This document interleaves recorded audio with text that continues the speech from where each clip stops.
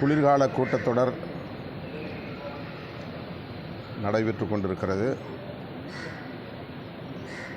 இந்த கூட்டத்தொடரில் ஒரே நாடு ஒரே தேர்தல் தொடர்பான சட்ட மசோதாவை அறிமுகப்படுத்த இருக்கிறார்கள். அரசமைப்பு சட்டத்தை போற்றிக்கொண்டே புகழ்ந்து கொண்டே புரட்சியாளர் அம்பேத்கரை வாழ்த்தி கொண்டே அரசமைப்பு சட்டத்தின் மீது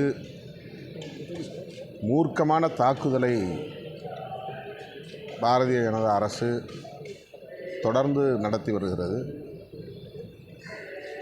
ஏற்கனவே ஆர்டிகிள் 370 என்கிற பிரிவை நீக்கி CAA சட்டத்தை கொண்டு வந்தார்கள். அது அரசமைப்பு சட்டத்திற்கு எதிரான தாக்குதல். அதேபோல முன்னேறிய வகுப்பினருக்கு, பொருளாதாரத்தில் நலிந்த முன்னேறிய வகுப்பினருக்கு இடஒதுக்கீடு சட்டம் கொண்டு வந்தார்கள். அதுவும் அரசமைப்பு சட்டத்திற்கு எதிரான தாக்குதல், சமூக நீதி கோட்பாட்டுக்கு எதிரான தாக்குதல். அதேபோல வழிபாட்டு தலங்களுக்கான சட்டம் 1948 வந்தது. அந்த சட்டத்தை பொருட்படுத்தாமல் அதனை அவமதிக்கும் வகையில், அரசமைப்பு சட்டத்தையும் அவமதிக்கும் வகையில் பாபர் மசூதியை இடித்து அங்கே நீதிமன்றத்தின் வழியாக நாங்கள் கட்டுகிறோம் என்று ராமர் கோயிலை கட்டி முடித்திருக்கிறார்கள். அது அரசமைப்பு சட்டத்திற்கு எதிரான தாக்குதல். அரசமைப்பு சட்டத்தின் முகப்புரையிலே இருக்கிற சோசலிசம், செக்குலரிசம் ஆகியவற்றை நீக்க வேண்டும் என்று பாரதிய ஜனதா கட்சியை சார்ந்த சுப்பிரமணிய சுவாமி வழக்கு தொடுத்தார். அது அரசமைப்பு சட்டத்திற்கு எதிரான தாக்குதல். இப்போது அதே வழிபாட்டு தலங்கள் சட்டம் 1948 நீக்க வேண்டும் என்று உச்சநீதிமன்றத்திலே வழக்கு தொடுத்திருக்கிறார்கள் பாரதிய ஜனதா கட்சியை சார்ந்தவர்கள். அது அரசமைப்பு சட்டத்திற்கு எதிரான தாக்குதல். இப்போது ஒரே நாடு ஒரே தேர்தல் என்கிற சட்ட மசோதாவை அறிமுகப்படுத்த இருக்கிறார்கள். இதுவும் அரசமைப்பு சட்டத்திற்கு எதிரான தாக்குதல். ஒருபுறம் புரட்சியாளர் அம்பேத்கர் அவர்களை போற்றிக்கொண்டே புகழ்ந்து கொண்டே அரசமைப்பு சட்டத்தையும் புகழ்ந்து கொண்டே அரசமைப்பு சட்டத்திற்கு எதிரான தாக்குதலை பாஜக நடத்தி கொண்டிருக்கிறது. தேசிய அளவில் ஜனநாயக சக்திகள் ஒருங்கிணைந்து இந்த ஆபத்தை தடுக்க வேண்டும், அணிதிரள வேண்டும் என்று விடுதலை சிறுத்தைகள் கட்சி வலியுறுத்துகிறது. நேற்று அரசமைப்பு சட்டம் குறித்த விவாதத்தில் இது குறித்த கருத்துக்களை பதிவு செய்ய முயற்சித்தேன். ஆனால் அனுமதிக்கவில்லை. நடைபெற்று கொண்டிருக்கிற பாஜக அரசு புரட்சியாளர் அம்பேத்கருக்கு, அவருடைய கொள்கைகளுக்கு, அவர் எழுதிய அரசமைப்பு சட்டத்திற்கு நேர் எதிரான அரசு என்பதை விடுதலை சிறுத்தைகள் கட்சி சுட்டிக்காட்டி கண்டிக்கிறது. தமிழ்நாட்டில் தொடர் மழை பெய்து வருகிறது, கனமழை பெய்து வருகிறது. சிதம்பரம் தொகுதி உட்பட பல்வேறு மாவட்டங்கள் கடுமையாக பாதிப்புக்குள்ளாகி இருக்கிறது. தமிழ்நாடு அரசு போர்க்கால நடவடிக்கை என்னும் அடிப்படையில் மீட்பு மற்றும் மறுவாழ்வு பணிகளை மேற்கொண்டு வருகிறது.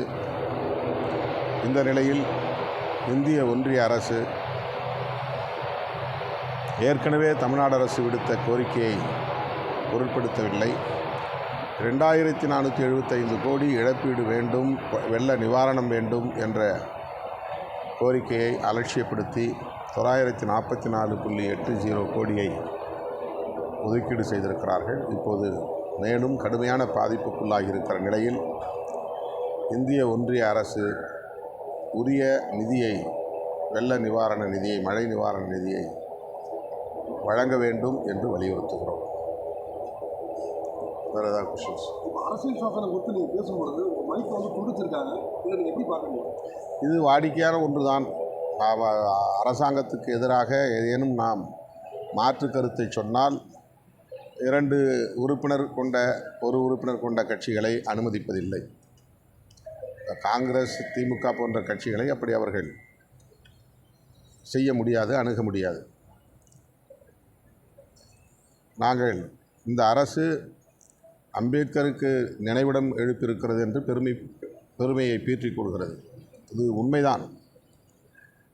இன்டர்நேஷ்னல் மெமோரியல் சென்டர் அவர் வாழ்ந்த இடத்தை, அலிப்பூர் சாலையில் உள்ள அந்த இடத்தை சர்வதேச நினைவகமாக மாற்றியிருக்கிறார்கள். அவர் லண்டனிலே படித்த இடத்தை தேடி பிடித்து வாங்கி அதை நினைவகமாக மாற்றியிருக்கிறார்கள். அவர் தங்கியிருந்த இடம் இன்றைக்கு நினைவிடமாக மாறியிருக்கிறது. அவரை அடக்கம் செய்த இடம் மிகச் சிறிய இடமாக இருக்கிறது என்ற கோரிக்கையை ஏற்று இப்போது அதன் பக்கத்திலேயே இந்து மில் என்று சொல்லப்படக்கூடிய நிறுவனத்திற்கு அரசு நிலத்தை இன்றைக்கு வாங்கி அதை விரிவாக்கம் செய்து அங்கே 433 அடி உயரம் உள்ள வெண்கல திருவுருவச் சிலையை நிறுவ இருக்கிறார்கள். ஆய்வகம், நூலகம் போன்றவற்றை நிறுவ இருக்கிறார்கள் என்பதெல்லாம் உண்மை, வரவேற்கிறோம். ஆனால் இன்னொரு புறம் அவருடைய சிந்தனைகளை முழுமையாக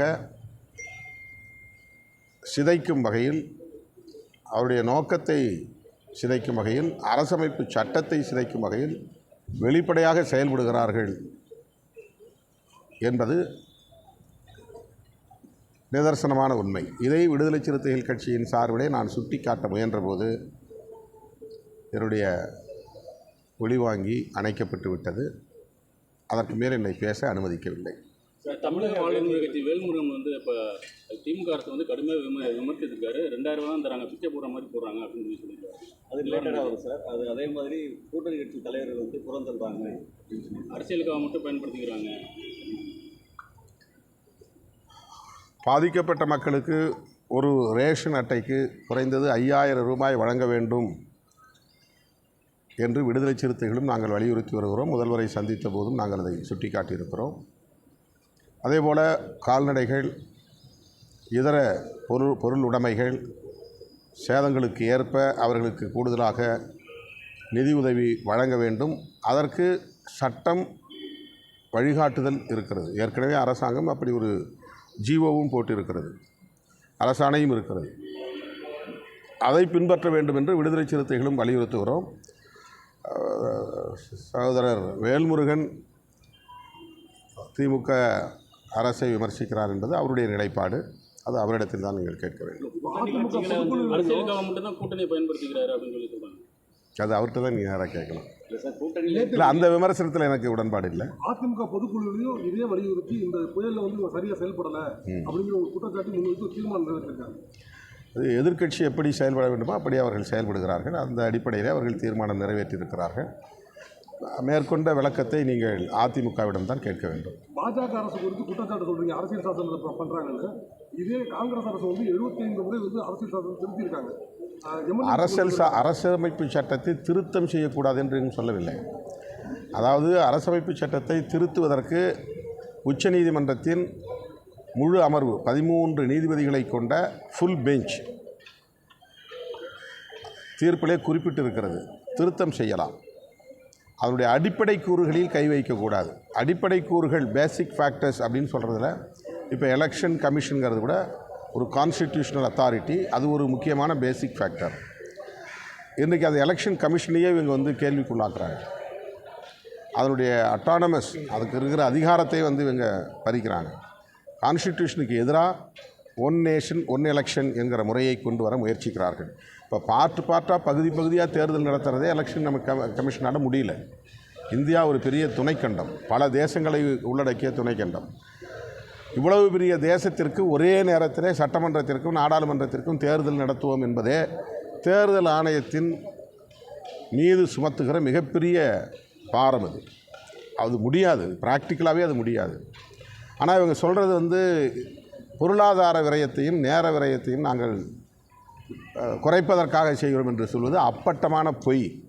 அவர்கள் அதிபராட்சி முறையை இந்தியாவிலே கொண்டு வர வேண்டும், ஒரே கட்சி ஆட்சி முறையை கொண்டு வர வேண்டும், மாநில கட்சிகள் இருக்கவே கூடாது, சிதைக்க வேண்டும் என்கிற எண்ணத்தின் அடிப்படையில் தான் இதை செய்கிறார்கள். அந்த உள்நோக்கத்தை சொல்லாமல் ஒரே நேரத்தில் தேர்தல் நடத்துவோம் என்று சொல்கிறார்கள். அப்படி அல்ல. 5 ஆண்டு காலத்திற்கு தேர்ந்தெடுக்கப்படக்கூடிய அரசை யாரும் கேள்வி எழுப்பக்கூடாது. அந்த காலத்தை அவர்கள் உறுதிப்படுத்துகிறார், அதை ஃபிக்ஸ் பண்ணுறாங்க. இது 5 வருஷத்துக்கான தேர்தல் தான். ஆனால் எந்த நேரத்திலும் கேள்விக்குள்ளாக்க முடியுங்கிற ஜனநாயகம் தான் பாராளுமன்ற ஜனநாயகம். எந்த நேரத்திலும் நம்பிக்கையில்லா தீர்மானத்தை கொண்டு வர முடியும். நம்பிக்கை இல்லை என்கிற நிலையில் அந்த ஆட்சியை கவிழ்த்து விட்டு மறுபடியும் புதிய தேர்தலை மக்கள் சந்திக்க முடியும். அடிக்கடி தேர்தல் வருவதனால் இந்த அரசாங்கத்தினுடைய பொருளாதாரம் பாதிக்கப்பட்டு விடாது. ஆனால் ஒரு முறை தேர்தலில் மிக குறைந்த எண்ணிக்கையில் ஒரு கட்சி பெரிய கட்சியாக வெற்றி பெற்றுவிட்டால் அவர்கள் ஆட்சி அமைக்க முடியும். இப்போ கூட்டணி கட்சிகளின் தயவோடு தான் இவங்க ஆட்சி அமைக்க முடியுது. ஆனால் இவங்க சிங்கிள் லார்ஜஸ்ட் பார்ட்டியாக இருந்தால் சந்திரபாபு நாயுடு தேவையில்லை, அவர்களுக்கு நிதிஷ்குமார் தேவையில்லை. ஆனால் இன்றைக்கு இருக்கிற சூழலில் சந்திரபாபு நாயுடுவோ நிதிஷ்குமாரோ வெளியே வந்தால் இந்த ஆட்சியை கவிழ்த்து விட முடியும்.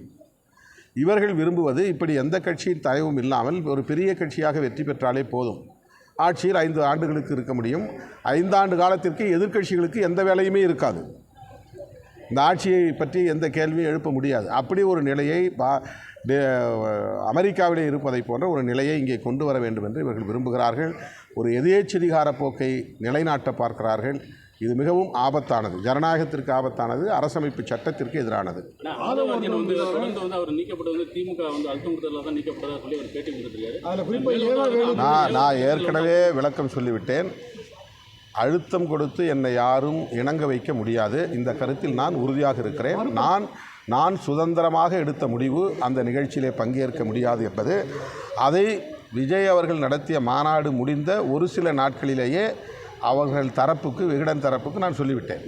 அப்போல்லாம் யாரும் தலையிடவே இல்லை. என்கிட்ட நீங்கள் இதில் போகிறீங்களா, கலந்துக்க போகிறீங்களான்னு கேட்கறதுக்கான வாய்ப்பே இல்லாத சூழலில் நான் எடுத்த முடியும். அது அவருக்கு இல்லை, அது அவரை நான் சந்திப்பேன், அடிக்கடி அவர் சென்னையில் சந்திக்க வேண்டியது. இந்த எல்லா நேரங்களையும் போய் முதலமைச்சரை சந்திக்க முடியாது. அப்போ சில விஷயங்களை நாங்கள் மூத்த அமைச்சர்கள் யார் சந்திக்கிற வாய்ப்பு கிடைக்குதோ அந்த அமைச்சர்கள்ட்ட நாங்கள் கருத்தை பகிர்ந்து கொள்வோம். அந்த மாதிரி நான் அவரை சந்திக்கிற ஒரு வாய்ப்பு அமைஞ்சது. அது அவரிடத்துல நான் அவரை சந்திச்சதை சொன்னேன். அதனால் அவர் ஒரு வேளை அப்படி இருக்கலாங்கிற மாதிரி யூகம் பண்ணியிருக்கலாம். அது அவருடைய கருத்து.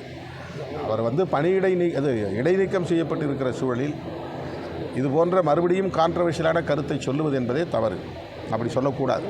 அவர் மறுபடியும் இந்த கட்சியில் தொடர்ந்து இயங்கணும் அப்படின்னு அவர் நினச்சிருந்தாருன்னா 6 மாதத்துக்கு அவர் அமைதியாக இருந்திருப்பார்.